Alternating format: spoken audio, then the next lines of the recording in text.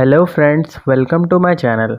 जैसा कि हम सब chapter 1 nature and significance of management को पढ़ रहे थे, तो ऑलरेडी हमने 5-6 टॉपिक कवर कर दिया है। बस एक टॉपिक बचा हुआ है, कोऑर्डिनेशन, जिसको हम आज के वीडियो में समझेंगे। तो चलिए स्टार्ट करते हैं। आई होप आपने पिछला वीडियो देख लिया होगा, तो आपको समझने में बहुत आसानी होगी। तो सबसे पहले हम कोऑर्डिनेशन का मीनिंग समझते हैं। Coordination refers to bringing together the activities and resources of the organization and maintaining harmony in them। मतलब कोऑर्डिनेशन का मेन मोटिव ही होता है कि वो जितने भी रिसोर्सेस है और जितने भी एक्टिविटी परफॉर्म हो रहे हैं ऑर्गेनाइजेशन को, वो सबको एक साथ लेकर चले, पीस बनाए रखे, लड़ाई झगड़ा ना हो और एकदम हारमोनी के साथ सारा काम करे। तो ये होता है कोऑर्डिनेशन का मतलब। ये यूजुअली सिर्फ मैनेजर ही नहीं, पूरे ऑर्गेनाइजेशन में जितने भी आदमी हैं उसको परफॉर्म करना चाहिए कोऑर्डिनेशन के साथ सब कुछ। ठीक है, फिर उसके बाद हम इसके नेचर, फीचर या कैरेक्टरिस्टिक्स पे आते हैं। तो सबसे पहला फीचर है कोऑर्डिनेशन इंटीग्रेट ग्रुप एफर्ट। मतलब लड़ाई झगड़े रोकता है कोऑर्डिनेशन। जैसे कि कोई भी ऑर्गेनाइजेशन में जितने भी लोग काम करते हैं, तो सिर्फ एक आदमी के बीच कोऑर्डिनेशन रखेंगे तो दिक्कत हो जाएगा। इसलिए जितने भी ग्रुप है, जितने भी लोग हैं, सबके बीच में कोऑर्डिनेशन रखना चाहिए, ग्रुप एफर्ट। तो हम लोग इसका डिफाइन पढ़ते हैं तो समझ में आएगा अच्छे से। The concept of coordination always implies to group effort. There is no need of coordination when single individual is working. जहाँ पे एक इंसान काम कर रहा है वहाँ पे कोऑर्डिनेशन का कोई ज़रूरत नहीं है, हमेशा ग्रुप एफर्ट में ज़रूरत है। The need for orderliness integration arises when more individual are working at different।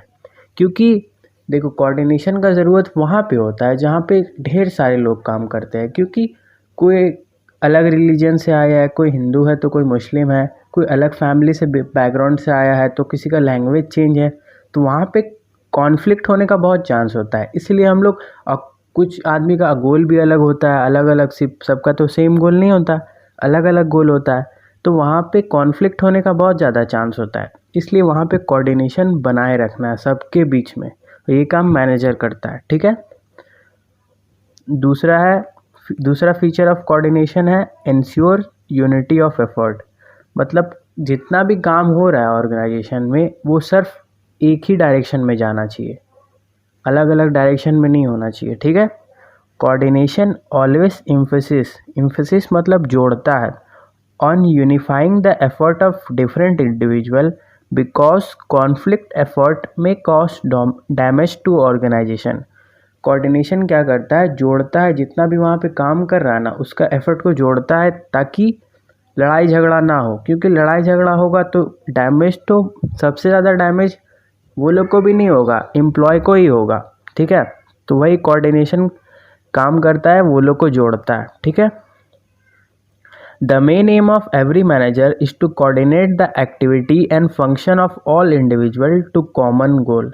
जो कॉमन गोल है ऑर्गेनाइजेशन का, उसी के तरफ मैनेजर ले जाता है कि तुम लोग लड़ाई झगड़ा मत करो, देखो हमको ये ऑर्गेनाइजेशन का एक कॉमन गोल है जो अचीव करना है, उसी के हिसाब से काम करो, एकदम एक साथ मिलके काम करो ताकि ऑर्गेनाइजेशन का गोल अचीव हो जाए। ठीक है, थर्ड पॉइंट है continuous process. Coordination is non ending function, it is a continuous process although it's degree में वेरी। मतलब कोऑर्डिनेशन, जैसा कि हम पिछले बार भी फीचर में पढ़े थे, मैनेजमेंट का फीचर में पढ़े थे कि एक कंटिन्यूस प्रोसेस होता है, वैसे ही कोऑर्डिनेशन भी कंटिन्यूस प्रोसेस है। ये आज चल रहा है, कल भी चलेगा, 10 साल भी बाद चलेगा, 20 साल भी बाद चलेगा। बस ये सिचुएशन के हिसाब से थोड़ा चेंज हो जाता है, लेकिन कोऑर्डिनेशन एकदम मस्ट है, चलेगा ही चलेगा। ठीक है, चौथा पॉइंट है कोऑर्डिनेशन इज परवेसिव फंक्शन।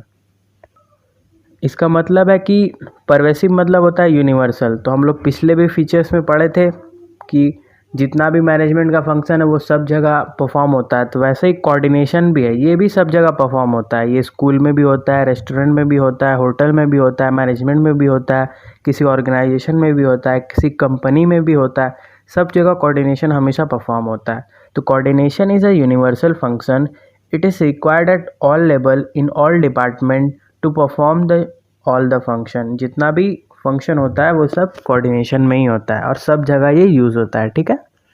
हमारा 5वां फंक्शन है coordination is the responsibility of all manager. तो जैसा कि हम शुरू से पढ़ रहे हैं कि मैनेजर परफॉर्म करता है कोऑर्डिनेशन, तो ज़रूरी नहीं है कि कोऑर्डिनेशन सिर्फ टॉप लेवल के लिए हो, वो सारे लेवल के लिए होता है, चाहे वो मिडिल लेवल में डिपार्टमेंट में हो या फिर लोअर लेवल जो एक्टिविटी परफॉर्म करते हैं उनके लिए हो, सब जगह कोऑर्डिनेशन मस्ट होता है। तो आइए हम इसका डिफाइन पढ़ते हैं। Coordination is not only the task of only top level manager, but the manager working at different level try to coordinate the activity of organization। जैसा कि हम बोले कि सिर्फ टॉप लेवल के लिए कोऑर्डिनेशन नहीं होता है, जितना नीचे भी काम कर रहे हैं लोग उनको भी कोऑर्डिनेशन मस्ट है कि वो बनाए रखे इसको, ठीक है। तो जैसा होता है कि टॉप लेवल कोऑर्डिनेट करता है प्लान्स एंड पॉलिसी जो बना ऑर्गेनाइजेशन में, फिर middle level try to coordinate departmental activity. Departmental activity मतलब कि मिडिल लेवल में ना 4 तरह का डिपार्टमेंट होता है, sales department, purchase department, financing department, marketing department. तो ये चारों एक प्रोसेस की तरह काम करता है। अगर ये चारों में कॉन्फ्लिक्ट हो गया तो चारों को ही नुकसान होगा, और जब वो चारों को हो रहा है तो हमारा ऑर्गेनाइजेशन का भी नुकसान होगा। तो वो लोग के बीच में भी एकदम मस्ट है कोऑर्डिनेशन बनाए रखना, ठीक है। और लोअर लेवल तो वहाँ पे एक्टिविटी वर्कर काम करा तो उन लोग के लिए तो मस्ट है कि कोऑर्डिनेशन बनाए रखना है, ठीक है। छठा फीचर आ जाता है coordination is deliberate function. Deliberate function मतलब कोऑर्डिनेशन जहाँ भी कोई भी मैनेजर परफॉर्म कर रहा है तो वो चाहेगा ना कि अपना जितना भी वर्कर है, जितना भी डिपार्टमेंट है, सब कोई एकदम अच्छा से पॉजिटिव इन्वायरमेंट में काम करे। अगर ये पॉजिटिव इन्वायरमेंट में काम करेगा तो वो लोग अपना सक्सेस भी होगा उनका फ्यूचर में, और कोई कॉन्फ्लिक्ट भी होने का चांस नहीं रहेगा। तो इसलिए बोलता है कोऑर्डिनेट एक डेलिब्रेट फंक्शन है कि एक ऐसा इन्वायरमेंट क्रिएट करता है जहाँ सब कोई एकदम मिल के काम करते हैं, कोई भी कॉन्फ्लिक्ट नहीं होता है, ठीक है। अब हमारे लास्ट टॉपिक में आता है इम्पोर्टेंस ऑफ कोऑर्डिनेशन। तो सबसे पहला पॉइंट है ग्रोथ इन साइज। तो देखो जैसे जैसे कोऑर्डिनेशन बढ़ता है, कैसे बढ़ता है कोऑर्डिनेशन, जैसे जैसे हमारा ऑर्गेनाइजेशन इंक्रीज़ करेगा वैसे ही कोऑर्डिनेशन इंक्रीज़ करेगा। तो मान लो अगर हमारा सब कुछ अच्छे चल रहा है, जैसे हम फीचर में पढ़े कि मैनेजर ये काम कर रहा है, कॉन्फ्लिक्ट नहीं होने दे रहा है, कॉमन गोल पे काम हो रहा है, डेलिब्रेट फंक्शन परफॉर्म कर रहा है, फिर कंटिन्यूस प्रोसेस भी है उसका, सब जगह यूज़ होता है, सारे मैनेजर लोग यूज़ कर रहे हैं। तो देखो अगर हम लोग कोऑर्डिनेशन अच्छे से करेंगे तो हमारा ऑर्गेनाइजेशन का ग्रोथ होगा, और जैसे ही ऑर्गेनाइजेशन का ग्रोथ होगा तो हमारा कोऑर्डिनेशन भी तो बढ़ेगा। तो वही यहाँ लिखा हुआ है ग्रोथ इन साइज इम्पोर्टेंस में। तो इसका डिफाइन पढ़ते हैं तो समझ में आ जाएगा। The need of coordination increases with the increase in size of organisation. Coordination का साइज ऑर्गेनाइजेशन के साइज से बढ़ता है, ठीक है, इंक्रीज होने से बढ़ता है। Because in large organization there are more number of person working, each individual has his own need and basic objectives, ठीक है। जैसे ही ऑर्गेनाइजेशन बड़ा होता है तो वहाँ पे वर्कर भी बड़ा होता है, मतलब ढेर सारे हो जाते हैं वर्कर, तो वहाँ पे ढेर सारे हो गए तो कॉन्फ्लिक्ट होने का चांस है ना, क्योंकि जैसे मान लो पहले हम कोऑर्डिनेट कर रहे थे 10 आदमी के बीच में, अब मेरा ऑर्गेनाइजेशन 100 आदमी का हो गया। अब हमारा ऑर्गेनाइजेशन 100 आदमी का हो गया तो वहाँ पे कोऑर्डिनेशन का ज़रूरत और ज़्यादा बढ़ जाता है। 100 को भी हैंडल करना होगा हमको, 100 के बीच में कॉन्फ्लिक्ट ना हो यही देख के चलना होगा। तो वैसे ही कोऑर्डिनेशन बढ़ता है, ठीक है, और एक ही गोल पे हमको सबको काम करवाना है। तो आप डिफाइन पढ़ेंगे बुक से तो आपको समझ में आ जाएगा, ठीक है। दूसरा आता है फंक्शनल डिफरेंशिएशन, ठीक है। फंक्शनल डिफरेंशिएशन मतलब होता है कि हमारे मिडिल लेवल के ऑर्गेनाइजेशन डिपार्टमेंट में 4 तरह के डिपार्टमेंट होते हैं। सेल्स डिपार्टमेंट होता है, परचेजिंग डिपार्टमेंट होता है, मार्केटिंग डिपार्टमेंट होता है, फाइनेंसिंग डिपार्टमेंट होता है। ये चारों डिपेंडेंट होते हैं एक दूसरे से, ठीक है। अगर ये चारों के बीच में कॉन्फ्लिक्ट हो जाएगा तो चारों को नुकसान होगा, जैसा कि हम लोग पहले पढ़े थे। और चारों को नुकसान होगा तो हम लोग ऑर्गेनाइजेशन को तो नुकसान होगा ही होगा। इसलिए ये चारों के बीच में कॉन्फ्लिक्ट ना हो वही कोऑर्डिनेशन करते हैं, ठीक है, कि मैनेजर ट्राई करता है कि चारों को एकदम पीस और हार्मोनी के साथ काम करने दिया जाए, ठीक है। तीसरा आता है स्पेशलाइजेशन।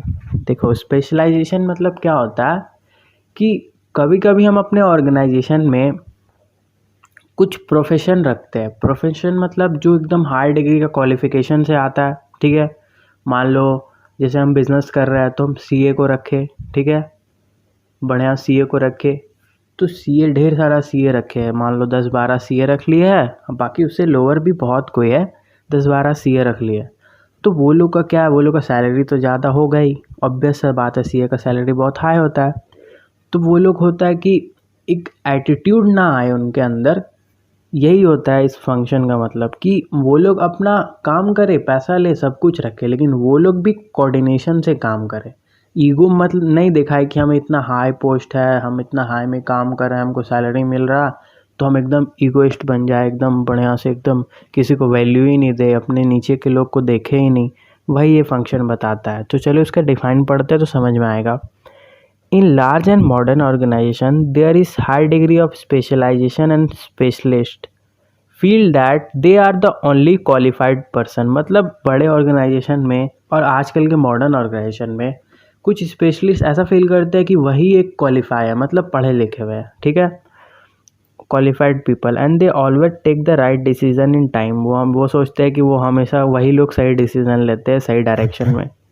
तो उसके बाद होता है कि there are number of specialist working on organization, if all of them work in their own way. तो जैसा ही सारे स्पेशलिस्ट, मतलब मान लो यहाँ पे सिर्फ सीए का ही बात ना हो, और भी स्पेशलिस्ट हम बुलाए, सब अपने डायरेक्शन में काम किए, मतलब अपने अलग अलग एटीट्यूड में, ईगो में काम किए, कि जैसे सीए अपना अलग डायरेक्शन में काम कर रहा है और एमए अपना अलग डायरेक्शन में काम कर रहा है। एग्जाम्पल हम बता रहे हैं।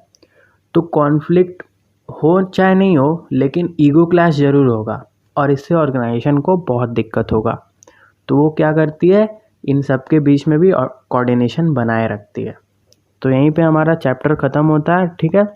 आई होप आपको ये चैप्टर समझ में आया होगा।